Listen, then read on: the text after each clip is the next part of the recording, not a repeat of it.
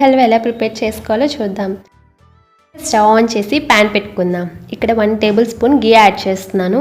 కొద్దిగా హీట్ ఎక్కిన తర్వాత ఇందులో మనం డ్రై ఫ్రూట్స్ యాడ్ చేసుకుందాం.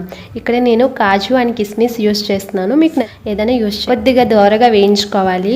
కొంచెం కలర్ చేంజ్ అయిన తర్వాత తీసి పక్కన పెట్టుకుందాం. ఇదే ప్యాన్ లో క్యారెట్స్ తరుగు యాడ్ చేద్దాం. ఇక్కడ నేను 250 గ్రామ్స్ క్యారెట్స్ తీసుకున్నాను. ఈ గీలో బాగా పచ్చివాసన పోయేంత వరకు ఫ్రై చేసుకుందాం. ఇలా చక్కగా ఫ్రై అయిన తర్వాత 1/2 కప్పు షుగర్ యాడ్ చేస్తున్నాను. షుగర్ అంతా బాగా మెల్ట్ అయ్యేంత వరకు కుక్ చేసుకోవాలి.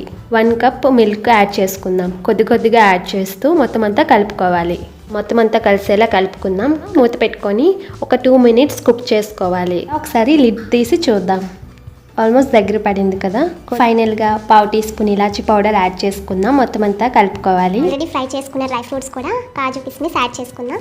మొత్తం అంతా కలుపుకుందాం. చాలా కలర్ఫుల్గా టేస్టీగా ఉండే క్యారెట్ హల్వా ప్రిపేర్